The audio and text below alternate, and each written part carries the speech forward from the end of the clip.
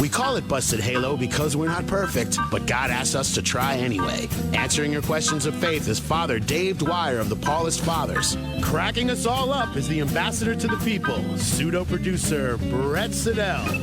And our deputy communications director is Kia Matthews. So if you have serious spiritual questions, but don't mind laughing along the way, you've come to the right place. The Busted Halo Show. This evening on the Busted Halo Show, we have got some homilies that have been sitting on the shelf, although still fresh. They've been in the Tupperware. Fresh. They're never before heard by you all on the radio, but we just didn't get to them last week.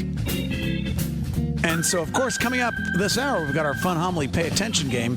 What did I just say? The special homily Smackdown edition. What did I just say? Because we've got so many backlogged that we're going to play 2 back-to-back and offer you prizes. Only 3 contestants for this type of the game. We'll get to that in about 15 or 20 minutes. But first, we're joined right here in studio by our guest, Bill Senft. He's the author of Being Relational, The 7 Ways to Quality Interaction and Lasting Change. He's got 20 years experience in peacekeeping as a mediator, teacher, youth sports coach, and he's a deacon in the Catholic Church. He's going to tell us about being relational. Isn't that something we all need to be? You might have to practice on Kia and Brett, particularly before tonight with the big grand opening of a burger shop up in Harlem that Kia has been acting as social media promoter, and Brett will be acting as on-stage comedian / make fun of Kia person. I mean, we'll see. We'll see. I'll be making jokes. Perhaps not at Kia's expense because she cried last hour. I cried about James Garner, which I think is a good reason. Just found out that James Garner has passed a couple months ago. She's a big fan. She's going to lose it. I was devastated. I just tweeted about it, too. I did. I'm curious now. Can you tweet about Bill Senft, I guess? Oh, I'm on it. I'm on Do you it. have to wait until Thursday, like Throwback Thursday, because it happened several months ago? I should have. Now I got to tweet about our guest, which is very important. Yes, please. Yes, thank you. Well, I'll ask him if he knows James Garner. Please tweet about our living guests. Sorry, I'm done. I'm done. I'm done. I said I'm done. You are so not done. I might be done as a job if I keep it up. It's funny that Kia has hired you for something since you hired her for something. I think it's actually really fair. Because we give her money. And I like monies too. I'm just going for the burgers. Naturally. I might not even stay for your Somebody set. isolate that clip. That's how my life is guided, really.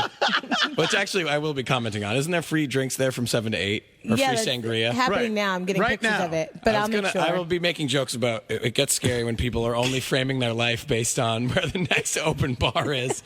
Kia, I think you said, I'm getting pictures of it or pictures of it? Like, are there pictures of sangria that will be reserved I'm for getting us? pictures of the pictures, but I all right. will make sure that you guys have some sangria or a nice cocktail. Don't worry. Okay. They're going to run out of chopped fruit by 10 o'clock? It's that the crazy people come out of the woodwork when it says free sangria from 7 to 8. You can go through 3 bathtubs in Harlem of free sangria. You better tell them to hold a bucket to the side. Whatever you got going on up there at Buns. This will be more what it's like. I'm glad Father Dave will be there. Can we drop a mic in front of him? I should. And now we have SiriusXM host Father Dave Dwyer. To laugh along. After she introduces herself, I am SiriusXM radio personality. Fred, I'm good. I'll probably do 35 minutes on my own. They call me Gold. You guys, after tonight, are going to need some relationship counseling, and that's why I'm excited by our next guest. If you can relate to one another or to anything we're talking about, then you also will benefit. Our next guest will help us to relate. William Senft has over 20 years of experience in peacekeeping, serving as a mediator, an attorney, a CPA, a teacher, youth sports coach, and a Catholic deacon in the Catholic Church. Along with his wife, Louise Senft, he's the co-founder of the nonprofit ORANS, the Campaign for Relational Leadership, created for the purpose of developing leaders who will transform conflict effectively through quality dialogue and create lasting positive change. He's with us in person tonight to talk about those goals through the lens of his new book, Being Relational, The 7 Ways to Quality Interaction and Lasting Change. Welcome to the Busted Halo Show, Bill Senft.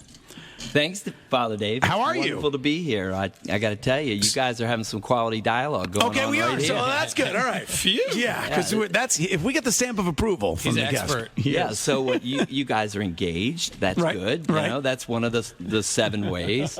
You're also obviously well-centered here. Meaning? And, So what would that mean? Centered, you know, like you're at peace with yourself. You're holding your center in your body, and you're not caught up in your reactivity. Oh, I like that he defined well-centered, because that'll be the first time us chatting has been called well-centered before. yeah. Our program director doesn't usually say that. The listeners, we kind of follow you. Gotcha. Now, in your work and the focus of this book, Being Relational, would you say primarily this would be in communities like a workplace or a church? What's your ideal audience for this?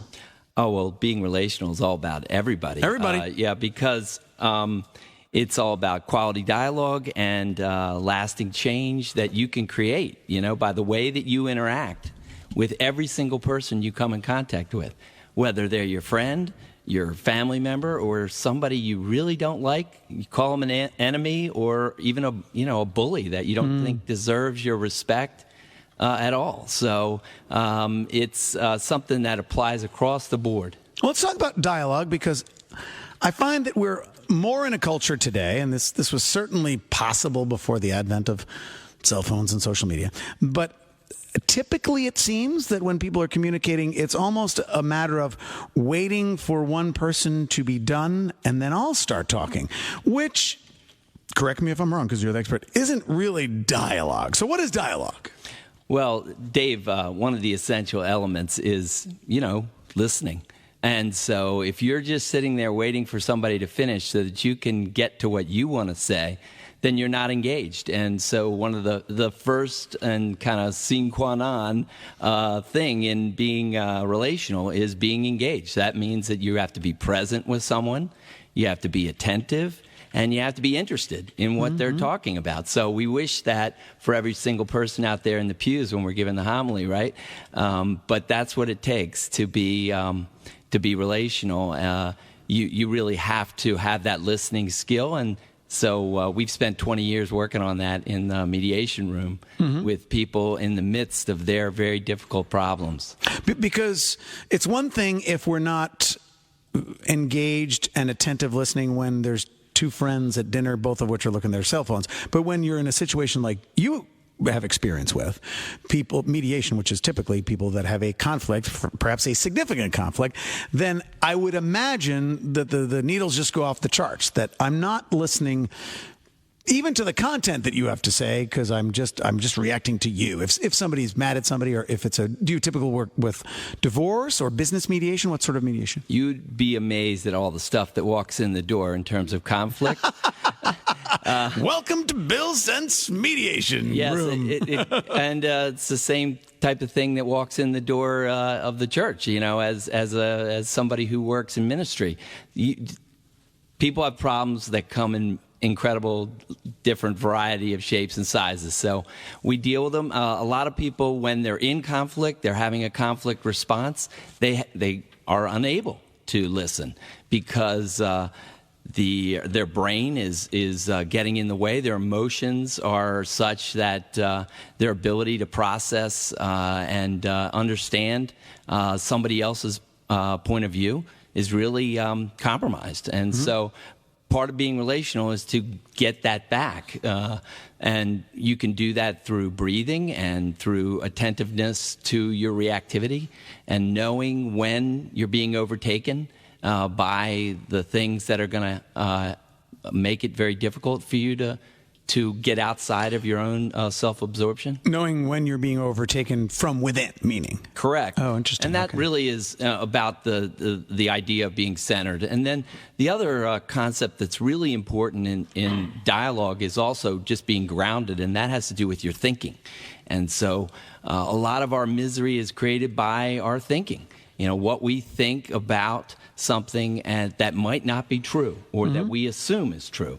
without really looking at it hard. And so we try to help people take a hard look at the assumptions they're making. And people in conflict oftentimes are making a lot of assumptions about the person that they're in conflict with. And we help them take a hard look at that and step back and maybe be open to other possibilities. And so I find that often, if there's someone in my life that I will not have the opportunity to talk to about something that's just bothering me, maybe it's conflict with a capital C, maybe it's just like, ooh, is there a misunderstanding or miscommunication? I will, in my own imaginative brain, write all the dialogue that I imagine they're going to say and begin reacting to that long before I ever get them in person. And then when it actually happens, like, oh, they never said that at all. Why the heck was I doing all that, spinning all my wheels, getting angry at them for something they never even said? Yeah, that's am I common. Am I alone in this? Oh, good, okay. Very common experience. We call that conflict talk. Oftentimes what we hear from people is like, I know what they're going to say. Right. I know what he's going to do. I know what she's going to come back at me with. And they're getting ahead of themselves. And they're really, and when you talk about quality dialogue, quality interaction, you really have to get into holding your reactivity and forbearing and suspending judgment for a little while. So that's really the first part of the aspect of being relational, is all about quality interaction. And it makes a huge difference when you learn how to engage in ways that are constructive with people. It can truly change the outcomes. And that's what we say that you change the interaction, you change the outcome. And that's the really exciting part about being relational. We're talking with Bill Senft. His new book is Being Relational, The 7 Ways to Quality Interaction and Lasting Change. Are one of the basic pieces, the thing that we learned in seminary, reflective listening? Active listening? Does that help? You might want to call it that. What do you call it? We have specific skills that we talk about in connection with quality interaction, and one is offering reflections, which is a technique that when someone speaks to you, you can just offer them back their words, literally the exact words that you just heard, and that serves a great purpose. One, it lets them know that you heard exactly what they said, and also it gives them a chance to hear themselves and to react to that and maybe edit it a little bit and maybe back off from it a little bit. Oh, that's not exactly what I meant. Or, no, let me make that clear. So it's a really good skill. We talk about it a lot in connection with being engaged. Oftentimes begins with the phrase, what I hear you saying is... No, we try. We don't paraphrase. Oh, interesting. We don't paraphrase, Father Dave. We look at really offering the words exactly as they're done, with the same emotional tone, and just right back without any let me see if I've got what you're saying. Reframing. We really don't talk about reframing, because reframing really can set off conflict, because what it does is it makes people think that you're trying to change what they said and make it something that's more appealing to you. Maybe soften it a little bit or change the nuance to it. And so we think it's a lot more productive just to give people back their own words. So merely repeating back, not reframing. You see what I just did there? You see, I try to learn. Don't summarize. Don't summarize. I'm not summarizing. You're getting it. Now, if two people did that for a while, they would just say the same sentence back and forth to each other. Yeah. So what I hear you saying, Brett, is, hey, well, don't reframe. You're supposed to do that. You gotta say what I said. Say what I said. You have walked into an interesting situation with interpersonal relation. We've been doing this for 8 years. Yeah.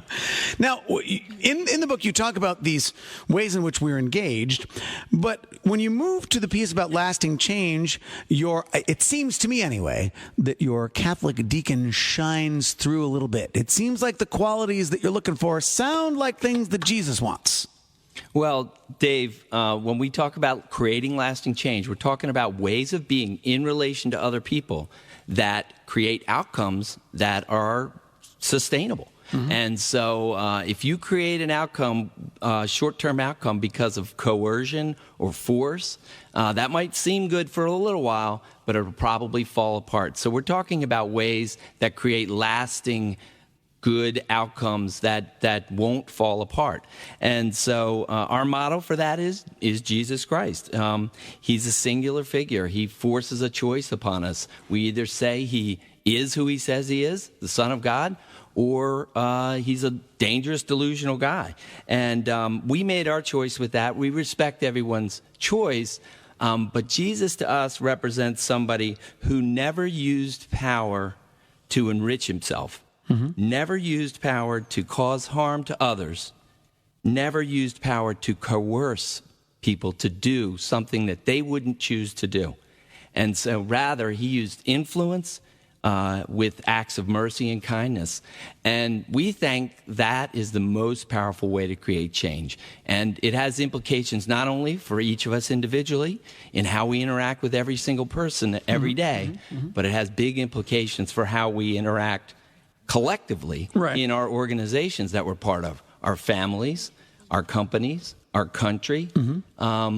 What applies on a micro scale in my one-to-one interaction with somebody also applies on a macro scale when we look at how we collectively interact with other organizations, with people generally. So you highlight, though, three ways, three of the Jesus characteristics that I see: being generous, being humble, and being kind. Yes, and so we really believe that if you look hard at those and you really get your arms around generosity, humility, and kindness, you've got the whole thing. So what's that look like? What does that look like? Getting my arms around generosity. How do I do that? Okay. Well, generosity fundamentally has to do with connectedness to other people, and it's your participation in making the world a better place because you feel that you're not an island. You're not an independent operator. You're not going to look at interacting with people in a transactional way. You want to create outcomes that are good for other people because that's good for you and it's good generally. So that's because you feel connected to them. So for us as Catholics, we think of that as being part of the body of Christ. And so that really is the fundamental concept of generosity, is that if I feel connected to you, sure, I want to share with you because, I love you. I care about you. And if you tap into that motivation that you may have with your close friends or family members, you can spread that motivation out to people that you don't know. You can be much more generous to them. We talk about how to tap into that motivation. This is you and your wife, Louise Senft, Louise Phillips Senft, and Bill Senft is our guest here on the Busted Halo Show. We're talking about being relational, the 7 ways to quality interaction and lasting change. It strikes me that when we're talking about generous, humble, and kind, humble is not a well-touted characteristic typically of modern Americans. We're not, and I'll admit that myself, we're a selfie culture, which seems to be, at least on the face of it, kind of flying in the face of that. So what is a modern way to embrace the humility that Jesus calls us to when there's so many things in our lives that kind of push us in the other direction? Well, humility is really about how you see yourself in relation to other people. How do you meet them? Do you meet them as superiors? Like, I come in and I expect you to serve me. Or do you meet them as an inferior, like, oh, well, I expect, to serve you? Or do you meet them as equals? And no, maybe not equals. But really, we talk about humility as looking at others really in the sense of brothers and sisters, the way you would actually look at your brother or sister. You don't think they're equal to you. You don't think they're the same as you, but you love them and you don't necessarily think you're better than them. I don't know. I have a big family. I don't know if you do, but in a family structure, you don't really look at yourself as superior or inferior to anybody else in your family. You're all just different. And it means that you recognize that you're not necessarily entitled to special treatment. You're not, deserving of a particular outcome of any kind. It just means that you're ready to pitch in and you're ready to do what it takes to be part of a connected group with other people. So humility, it has a lot to do with pride, and we know that that's it's a sin that is a downfall for a lot of us. I learned a lot about that from a silly little book that Mother Angelica wrote a long time ago called Answers Not Promises. I would recommend it to any young person. I read it when I was young, because I'm a convert, Dave. And so, pride is a big thing. It is really something that you have to keep a close eye on, and particularly when you get into positions of power and you have resources, and you can really start to think, hey, I need a little different treatment than everybody else. And you really have to check that. And so that's a big part of being relational.